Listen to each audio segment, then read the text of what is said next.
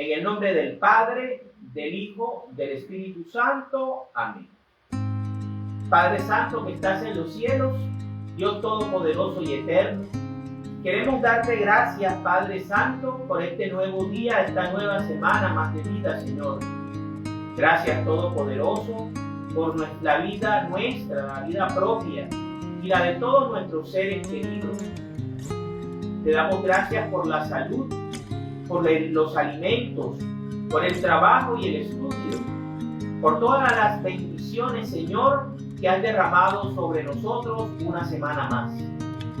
Queremos poner, Señor, en tus manos el gobierno de Colombia, para que sea guiado, dirigido por ti, Todopoderoso, para que tus ángeles iluminen a este gobierno y a todas las fuerzas que lideran que protegen a este país.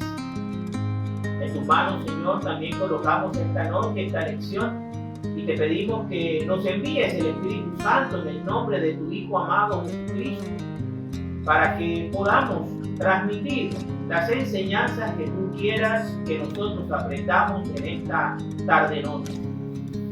Santísima Virgen María, también te pedimos, te rogamos que intercedas por Colombia, por su nuevo gobierno, porque intercedas por todos los colombianos, porque cada uno de nosotros podamos hacer lo que nos corresponde, entendiendo que los derechos también tienen deberes. En esta noche te pedimos que también nos protejas con tu manto sagrado de todas las acechanzas del maligno, y junto a los santos arcángeles Miguel, Gabriel y Rafael, a los cuales también invocamos, y les pedimos que nos protejan con sus alas, nos permitan poder hacer este estudio en paz y con la bendición y guía del Espíritu Santo. En el nombre del Padre, del Hijo, del Espíritu Santo. Amén. Capítulo número 3 del segundo libro de Samuel. La familia de David. Dice: la guerra entre la casa de Saúl y la casa de David fue larga, pero mientras que la de David iba haciéndose más y más fuerte, la casa de Saúl se iba debilitando. Los hijos que le nacieron a David cuando estaba en Hebrón fueron: el mayor, Abnón, hijo de Ahinoam, la de Jezreel; el segundo, Gilab, hijo de Abigail, la viuda de Nabal, el de Carmel; el tercero, Absalón, hijo de Maacá, la hija de Talmá, rey de Gesur; el cuarto, Adonías, hijo de Hagit; el quinto, Cefatías, hijo de Abital; el sexto, Itream, hijo de Eglá, otra mujer de David. Estos nacieron cuando David estaba en Hebrón. Abner se alía con David. Mientras continuaba la guerra entre la casa de Saúl y la casa de David, Abner adquiría cada vez más poder sobre la casa de Saúl. Saúl había tenido una concubina llamada Rispa, hija de Ahía, con la que Abner tuvo relaciones. Por lo tanto, Isboset le reclamó a Abner: ¿por qué te acostaste con la concubina de mi padre? Abner se enojó mucho por la reclamación de Isboset y le contestó: ¿acaso soy un perro al servicio de Judá Yo he sido fiel a la casa de Saúl, tu padre, y a sus parientes y amigos, y no te he entregado en manos de David. Y tú me acusas ahora de hacer pecado con una mujer. Que el Señor me castigue duramente si no hago con David lo que el Señor le ha prometido, quitando del trono a la dinastía de Saúl y estableciendo a David en el trono de Israel y de Judá, desde Dan hasta Beerseba, mirando el mapa de Israel, ¿verdad? Isboset no pudo responderle a Abner una sola palabra, porque le tenía miedo. Abner, por su parte, envió mensajeros a decirle a David: ¿de quién es el país? Hagamos un trato. Yo haré cuanto esté a mi alcance para que todo Israel se ponga de tu parte. David le contestó: estoy de acuerdo en hacer un pacto contigo, pero con una condición: que no te presentes ante mí sin traer contigo, cuando vengas a verme, a Mical, la hija de Saúl. Además, David envió mensajeros a Isboset diciéndole: entrégame a Mical, mi mujer, con la que me casé a cambio de 100 prepucios de filisteos. Entonces Isboset mandó que se la quitaran a Paltiel, hijo de Lais, que era su marido. Pero Paltiel se fue detrás de ella llorando y la siguió hasta Bahurim. Ahí Abner le ordenó que regresara y Paltiel regresó. Más tarde, Abner habló con los ancianos de Israel y les dijo: ya hace tiempo que ustedes andan buscando que David sea su rey. Pues bien, ha llegado el momento de actuar, porque el Señor ha prometido a David, su siervo, que por medio de él librará a Israel, su nación, del dominio de los filisteos y del poder de todos sus enemigos. Abner habló también con la gente de Benjamín y después fue a Hebrón para comunicarle a David el parecer de Israel y de toda la tribu de Benjamín. Llegó con 20 hombres a Hebrón, donde estaba David, y David hizo un banquete para él y los que lo acompañaban. Luego Abner le dijo a David: ahora debo irme para reunir a todo Israel, para que hagan un pacto con su majestad, y que así su majestad reine conforme a sus deseos. Y David despidió a Abner, el cual se fue tranquilamente. Joab mata a Abner. Joab y los seguidores de David llegaron en ese momento de una de sus correrías, trayendo consigo gran cantidad de cosas que le habían quitado al enemigo.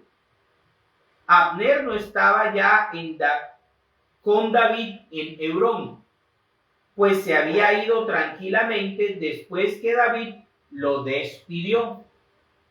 Al llegar Joab con todo el ejército que le acompañaba, le contaron que Abner, hijo de Ner, había estado antes con el rey y que se había ido después que el rey lo despidió. Entonces Joab fue a ver al rey y le dijo: ¿qué es lo que has hecho, su majestad? Abner ha venido a ver a su majestad y su majestad ha dejado que se vaya. ¿Acaso ¿No sabe su majestad que Abner, hijo de Ner, ha venido solo a engañarle y a espiar sus movimientos y a enterarse de todo lo que su majestad hace? Entonces Joab salió de hablar con David, envió mensajeros en busca de Abner sin que David lo supiera, y estos lo hicieron volver desde el pozo de Sirá.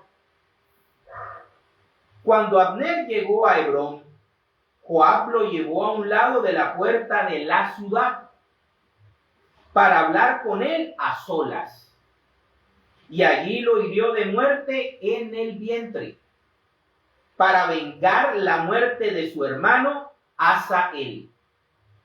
Más tarde, cuando David lo supo, dijo: ante el Señor, yo y mi reino somos completamente inocentes del asesinato de Abner, hijo de Ner. Que caiga la culpa sobre la cabeza de Joab y sobre toda su familia, y que nunca falte en su casa quien sufra de flujo, lepra o cojera, ni quien sea asesinado o padezca hambre. Joab y Abisai mataron a Abner porque en la batalla de Gabaón Abner había matado al hermano de ellos. Después David ordenó a Joab y a todo el grupo que le acompañaba: rásguense la ropa y vístanse con ropas ásperas, y guarden luto por la muerte de Abner. El rey David marchó detrás de la camilla, y enterraron a Abner en Hebrón. Allí el rey se puso a llorar a voz en cuello junto al sepulcro de Abner.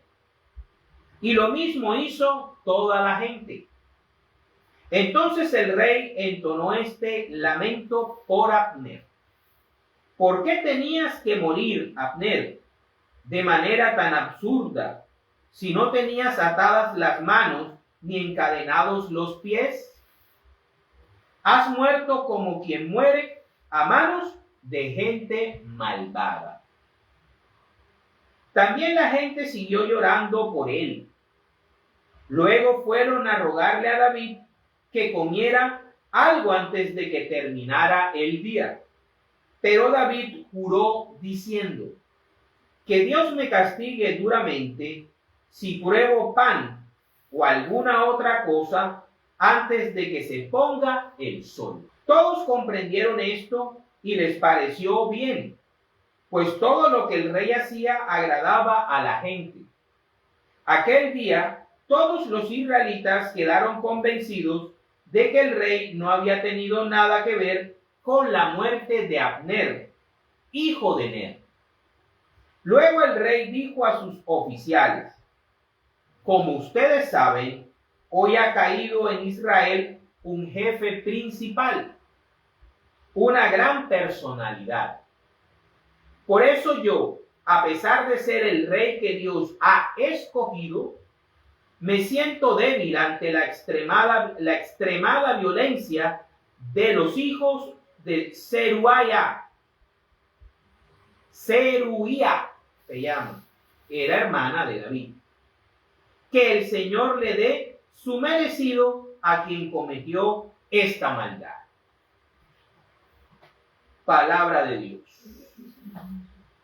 Bueno, el capítulo número 3 del segundo libro de Samuel nos habla acerca, en primera instancia, que la casa de Saúl venía en declive, mientras que la casa de David iba en ascenso, iba tomando cada vez poder, y no solamente la tribu de Judá quería que David los gobernara como rey, sino que también,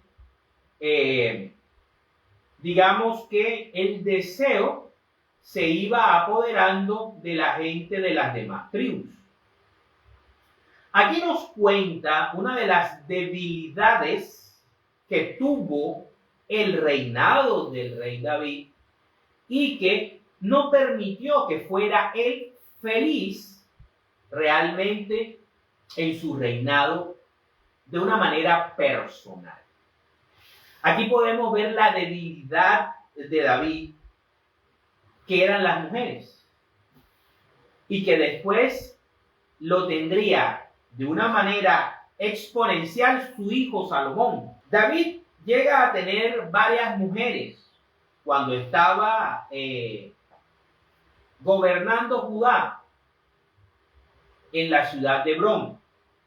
Ahí podemos ver, por ejemplo, conocemos a Amnón, que vamos a conocer su trágica historia, cuando viole a su hermanastra Tamar y su hermanastro Absalón lo mata. Vemos aquí cómo cada hijo va saliendo de una mujer diferente. Y esa fue la debilidad de David. Por ahí el maligno lo debilitó y por ahí tuvo las tragedias familiares y personales más que mancharon su reinado. Vemos cómo tiene una serie de mujeres. Tiene a Ahinoam, la de Jezreel. Tiene a Abigail, la viuda de Nabal, de Carmel. Tiene a Kilab. Tiene a Macá.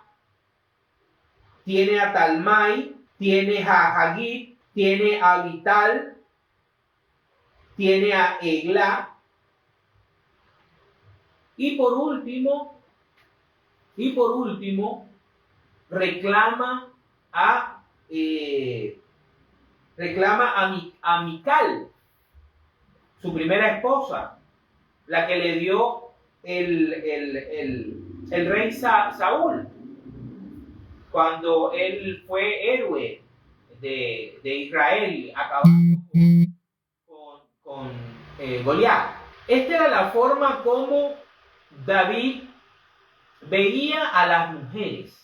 Veía a las mujeres como objetos políticos, en el caso de Mical, o como posesiones, o como maneras de imponer su superioridad como rey, en el caso de Betsabé. Y eso le trajo muchos problemas. El pecado de Betsabé, lo veremos más adelante, lo lleva a tres cosas. Primero, que no tenga paz en su reino. David no va a conocer la paz, siempre va a estar en guerra, sobre todo dentro de su familia. Segundo, él no va a construir el templo del Señor. Dios no permite que sea él el que le edifique su templo. Va a ser Salomón. Y tercero, ninguna mujer, ninguna esposa va a quedarse junto a él en el lecho de su muerte. Va a morir solo, acompañado de una joven que lo va a atender. La gran desgracia de David es que durante su juventud y reinado se rodeó de tantas mujeres, se unió a tantas mujeres, que al final terminó solo. Ninguna de ellas le fue fiel hasta el lecho de muerte. Todas al final jugaron el juego de tronos y cada una de ellas intentó, a su manera, poder imponer el rey sucesor de David. Pero ya Dios había escogido en su momento a Salomón, ya eso lo veremos más adelante. Pero este es el inicio de la decadencia del rey David. Va a ser muy grande, va a hacer grandes campañas, va a extender el reino a territorio de una manera territorial bastante amplia, va a dominar a los filisteos, pero siempre va a vivir en guerra, siempre va a tener conflictos familiares. Y aunque era un amante de Yahvé, aunque era capaz de bailar frente al arca de la alianza, no va a poder construirle al Señor su casa digna. Por esto, por su debilidad.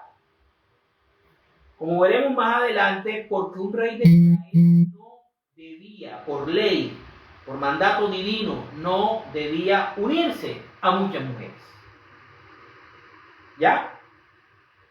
Vemos también cómo cuando Abner comienza a tener más poder que Isboset,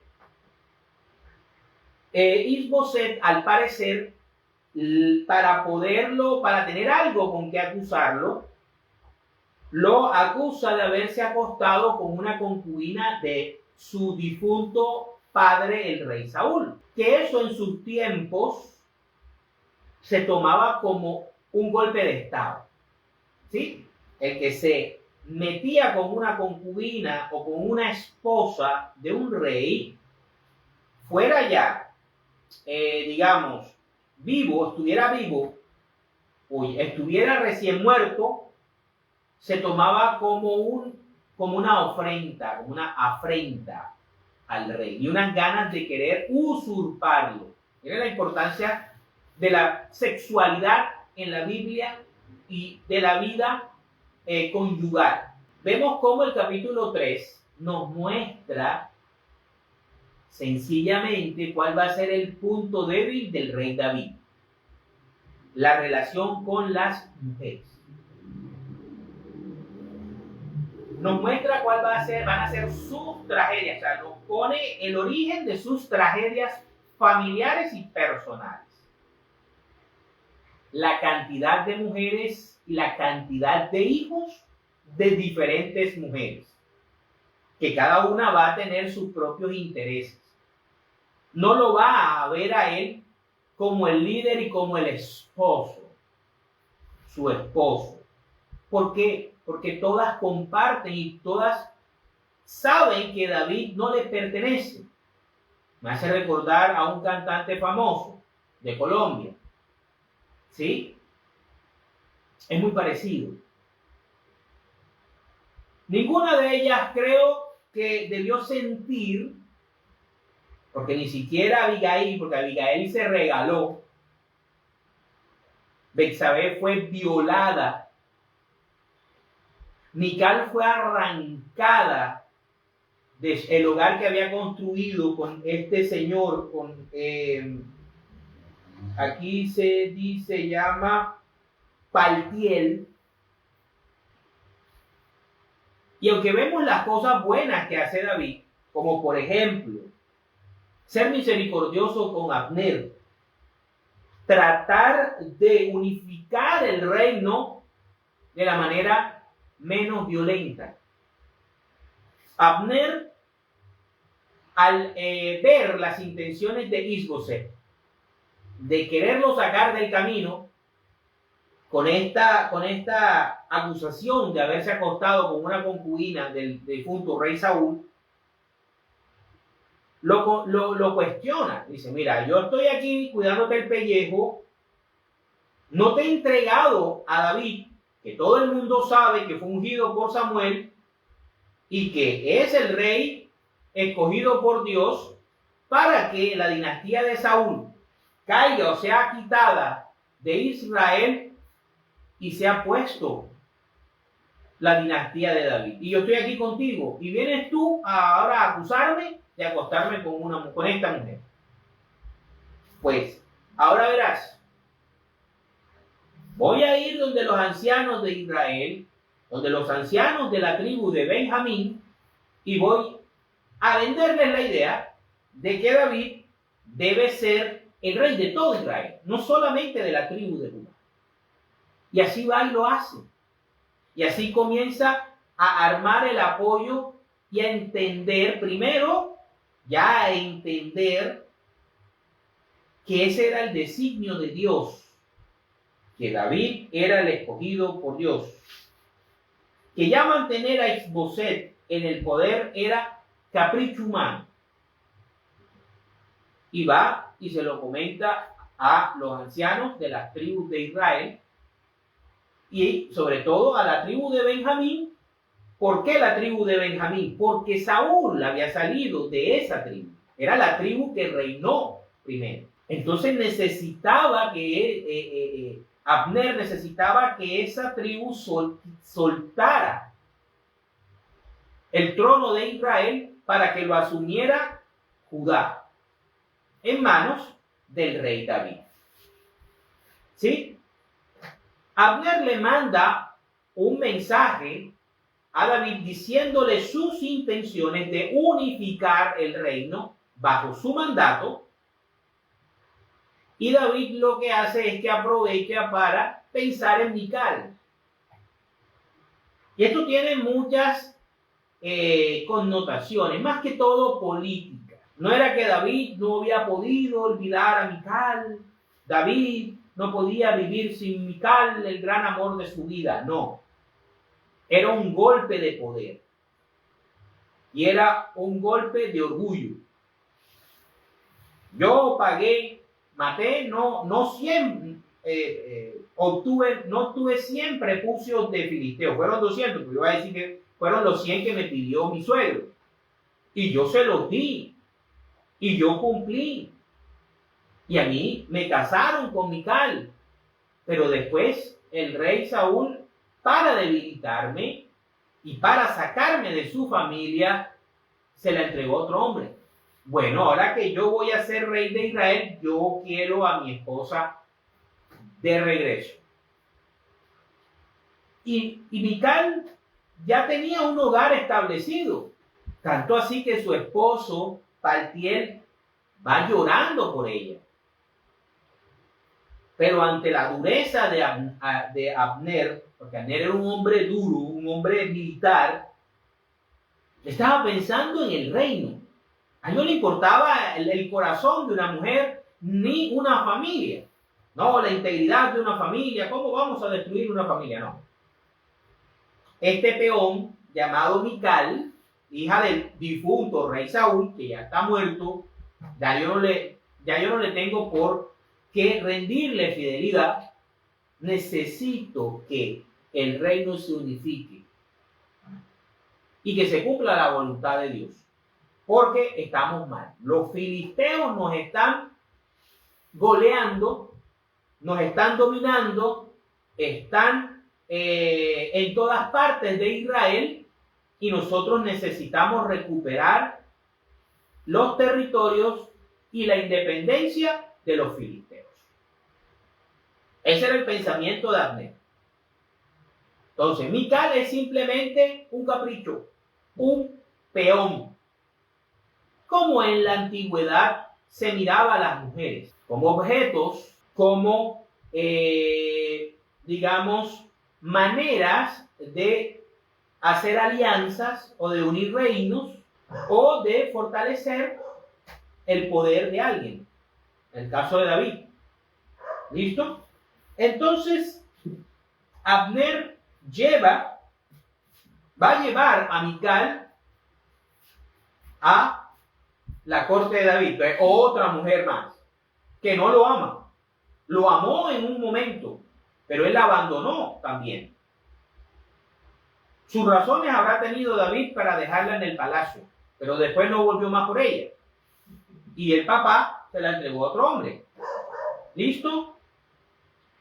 Ahora, David recibe a Abner con misericordia.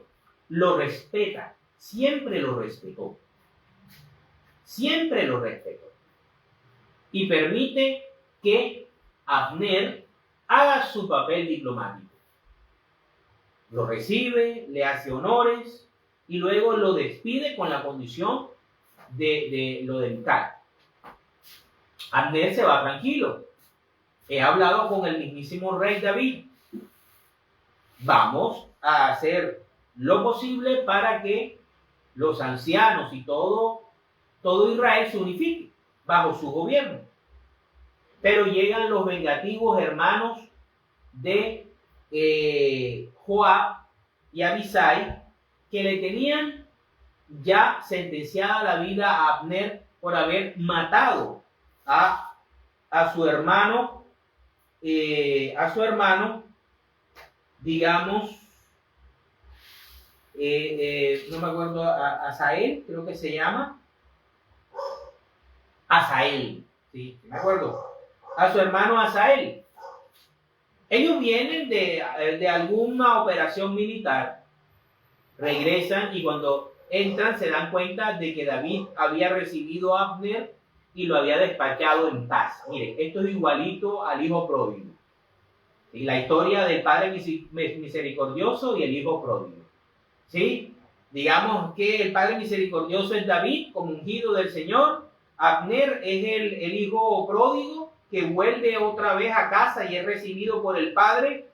Y lo que son Joab y Abisai son el hermano mayor que no entiende la misericordia del padre y comienza a juzgarlo por haber recibido a su hijo menor. Esto es la misma historia.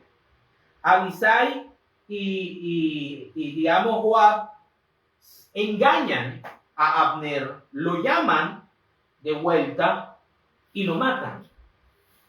Y esto es un atrevimiento, porque todo esto es algo, digamos que es un asunto de Estado. David está actuando como rey unificador. David está logrando, para evitar más de derramamiento de sangre entre hermanos de la misma nación, y que el pueblo se unifique de una manera pacífica. Y llegan estos hombres que tienen una venganza personal, porque Abner, como vimos el capítulo anterior, no quiso matar a Asael por maldad. Le dijo varias veces, devuélvete, que no te quiero matar. Devuélvete porque después te mato y después me queda a mí la carga con tus hermanos. Y el muchachito no hizo caso. Y Abner tuvo que defenderse y lo mató. Entonces fue una búsqueda de la muerte del propio Asael. No era que Asael estaba tranquilo, inocente, llegó a Abner y igual lo mató. ¿Por qué? Le dio la gana. No. Entonces vemos cómo un asunto de Estado se convierte en un asunto de venganza personal, llevando a que la guerra entre los propios hermanos israelitas se agudice. ¿Listo? Ahí es cuando David, guiado por Dios, se lava las manos como Pilato y demuestra de una manera que le hace honores a Abner, lo entierra en Hebrón, le hace un cántico que él que él no tenía nada que ver con esa situación de venganza de Joab y de Abisai. Y lanza una maldición como ungido del Señor. Y como profeta de Dios que era David. Esa maldición le va a caer a esa familia, a Joab y a Abisai. Miren, es importante cuidarnos a la hora de hacer las cosas.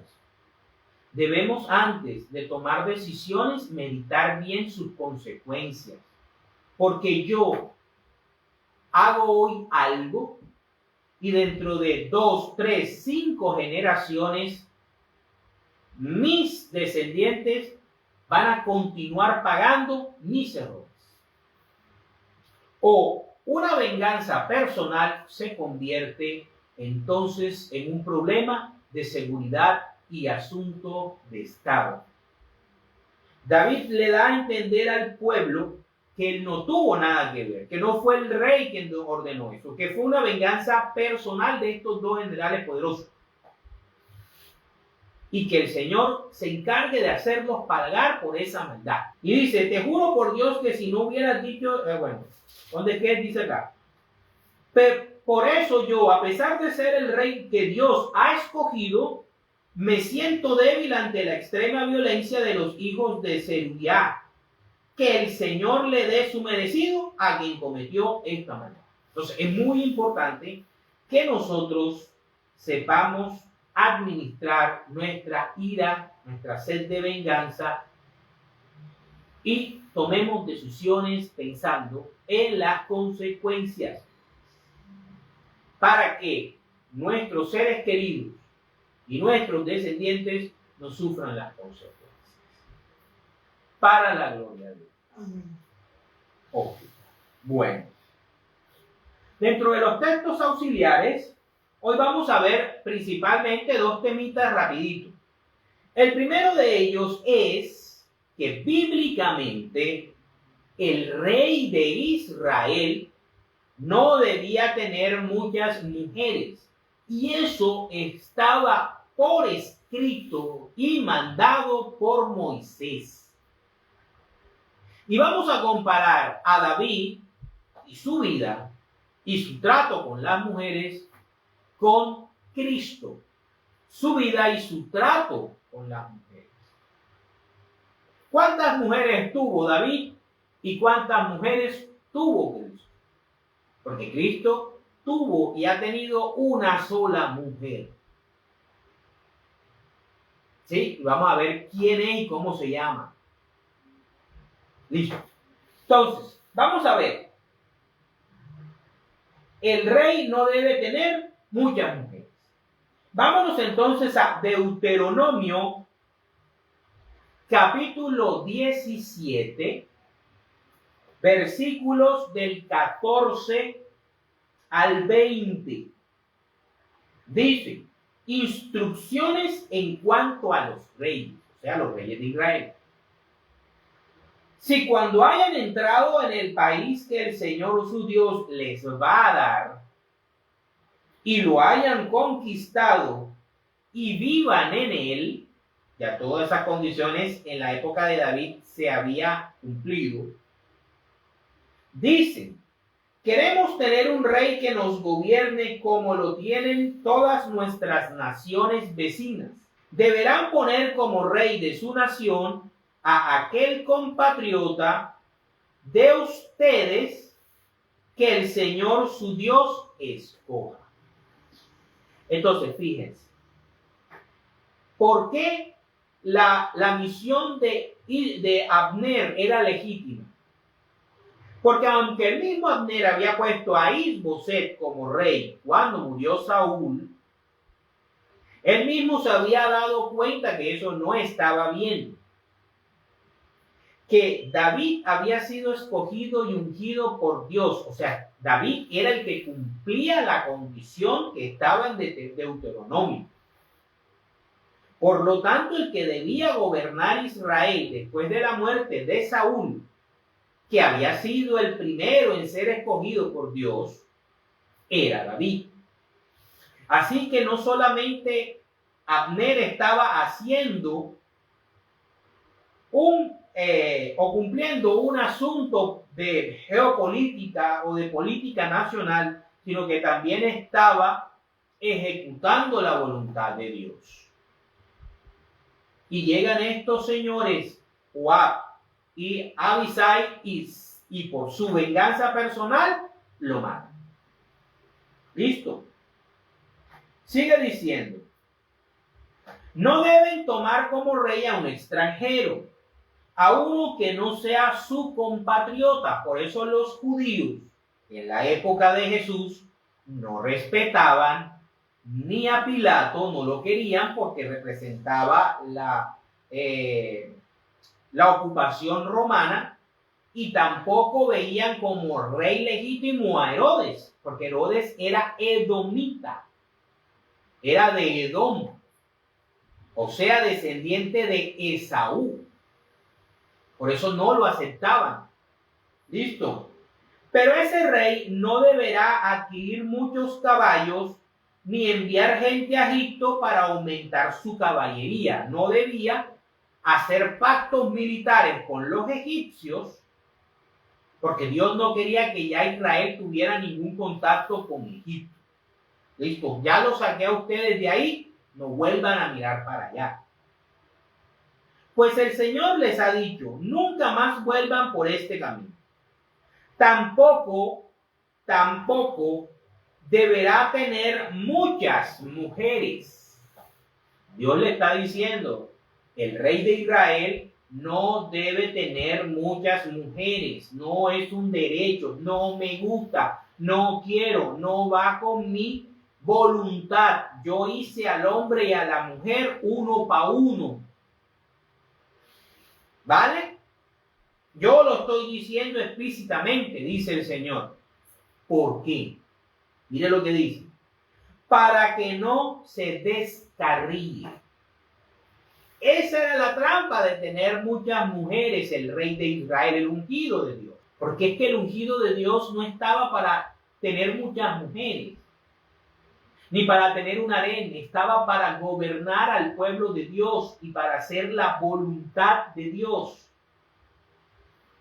Y no debía sacar ventaja de su cargo, porque él, Dios lo había escogido para servir, no para que le sirvieran, mucho menos sexualmente, ni adquirir grandes cantidades de oro y plata.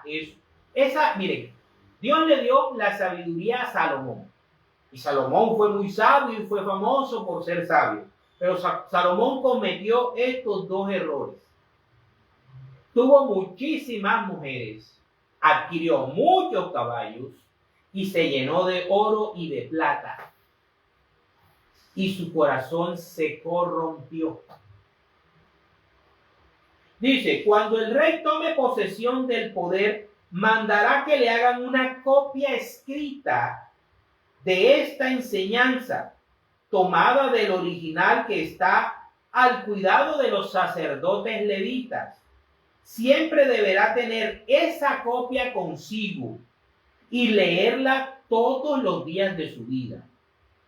Pregunto, cuando David tomó a Betsabé, ¿ese día había leído ese escrito? ¿O hacía rato que no lo leía? Y leerla todos los días de su vida para que aprenda a reverenciar al Señor su Dios, a respetar todo el contenido de esta enseñanza y a poner en práctica sus mandatos, para que no se crea superior a sus compatriotas, ni se aparte para nada de estos mandamientos. Pregunto, ¿era mandato de Dios quitarle la esposa a un oficial tuyo? Es una pregunta muy válida. Me dirán que no. Y el profeta Natán, con todo el profesionalismo de profeta, se lo explica de una manera magistral al propio rey. Así, tanto él como sus descendientes tendrán un largo reinado en Israel. Palabra de Dios. Vean, el descendiente de David fue Salomón, sobre todo Israel. Y después que murió Salomón, Israel fue dividido en dos reinos. El reino de Israel, que era el norte con 10 tribus, y el reino de Judá, con 2 tribus, que eran fieles a la dinastía de David, y que quedó hasta la llegada de Cristo.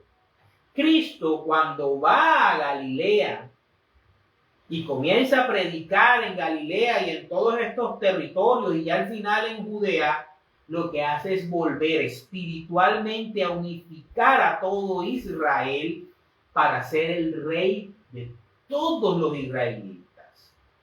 De todos los israelitas, en un remanente llamado iglesia.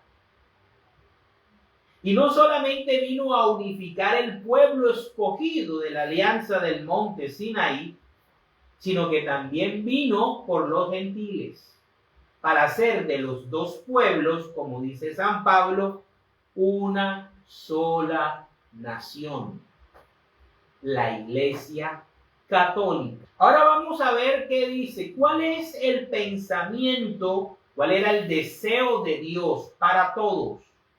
Miren que aquí Deuteronomio nos da a entender algo. Para Dios el rey es un servidor. Y Dios le coloca unos mandamientos para que no se crea superior a sus compatriotas. sea que desde el punto de vista de Dios, el rey tiene protección especial. Lo va a bendecir siempre y cuando cumpla sus mandamientos. Esa es la condición. Esa siempre ha sido la condición y sigue la condición en el Nuevo Testamento. Tú te vas a salvar si aceptas a Cristo como Rey. Pero la salvación se hace efectiva si cumples hasta el último día de tu vida sus mandamientos. Esa es la condición. Por eso la iglesia nos enseña que para salvarnos necesitamos fe y obras. Fe y obras, porque por medio de las obras demuestro la fe en Cristo. La fe no es solo palabras, es hechos. Y David demostró que aunque amaba a Dios, aunque era un profeta de Dios, aunque hizo muchas cosas maravillosas, no siempre tuvo un comportamiento perfecto. Vamos ahora a Efesios capítulo 5, versículos del 21 al 33. Cómo Dios concibe al hombre y a la mujer. Cómo Dios concibe la unión conyugal. ¿Cuál es el verdadero deseo de Dios? Seas rey, seas pastor, seas camionero, seas actor, seas lo que sea. Mire lo que dice. ¿Y con quién los junta? Estén sujetos los unos a los otros por reverencia a Cristo. Las esposas deben estar sujetas a sus esposos como al Señor, porque el esposo es cabeza de la esposa, como Cristo es cabeza de la iglesia. ¿Sí? Entonces, ¿quién es la esposa de Cristo? Pues su iglesia.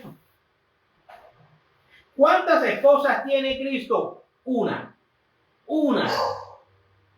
Se llama Iglesia Católica Apostólica Romana, junto con las demás iglesias que están en comunión con el Papa. Esa es la única esposa que tiene Cristo. Y dice, la cual es su cuerpo, y Él es también su Salvador.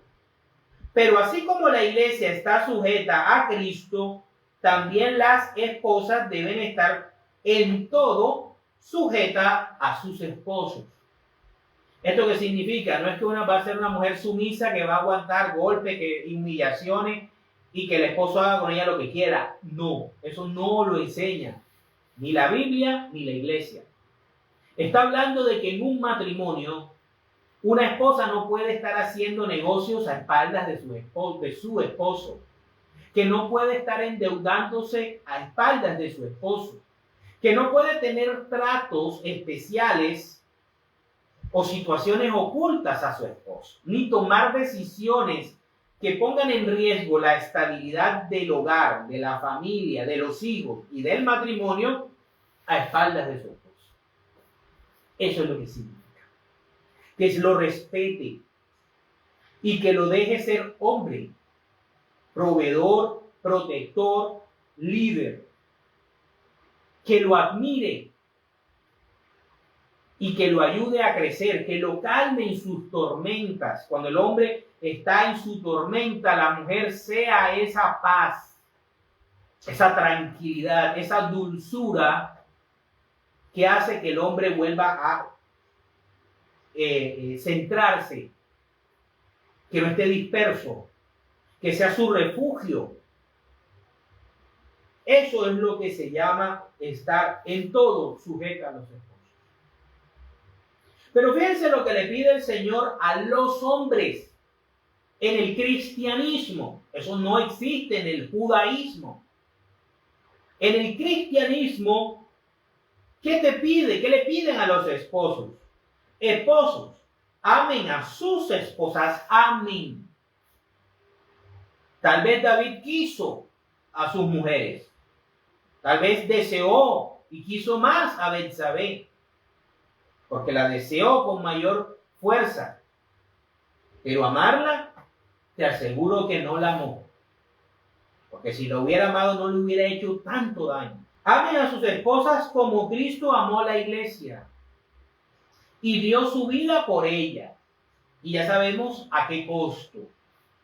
Esto lo hizo para santificarla, purificándola con el baño del agua acompañado de la palabra, para presentársela a sí mismo como una iglesia gloriosa, sin mancha ni arruga ni nada parecido, sino santa y perfecta. Fíjense.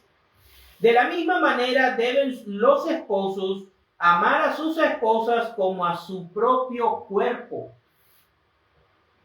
Porque nadie odia su propio cuerpo, sino que lo alimenta y lo cuida, como Cristo hace con la iglesia, a través de la Eucaristía, que solamente la tiene la Iglesia Católica.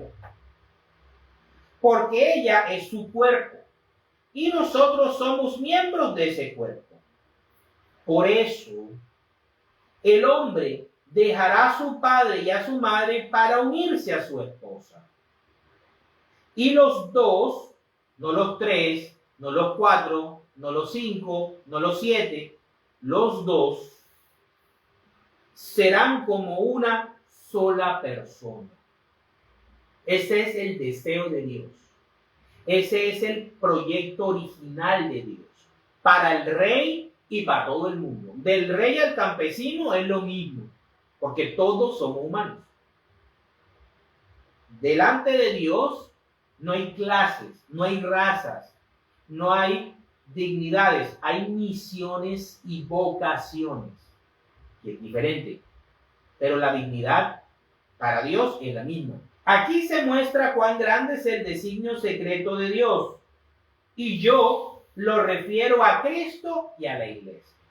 Cristo esposo, iglesia esposa. Por eso el rey de Israel, el que Dios quería, el que era conforme en todo a la voluntad de Dios, terminó cumpliendo la voluntad de Dios completamente. Se hizo para sí, compró con sangre, a precio de sangre, a precio de su propia vida, su iglesia, y la ha mantenido por 2000 años. Por eso todo el que dice que la iglesia se corrompió y por eso hay que armar otra, es un hereje y se está metiendo con la esposa de Cristo. Y al meterse con la esposa de Cristo, se mete con el mismo Cristo. Aunque ellos profesen de que aman a Jesús y que obedecen a Jesús, quien se mete con la iglesia católica, se mete con el mismo Jesús. Pero bueno. En todo caso, que cada uno de ustedes ame a su esposa como a sí mismo y que la esposa respete al esposo. Palabra de Dios. Para terminar, vamos a ver lo que nos dice acerca de estar alejados de toda sed de venganza. Vámonos entonces a Efesios, ahí mismo, capítulo 4, versículos del 26 al 32. Dice: si se enojan, no pequen. Miren lo que hizo Joab y Abisai. Que el enojo no dure todo el día. No le den oportunidad al diablo.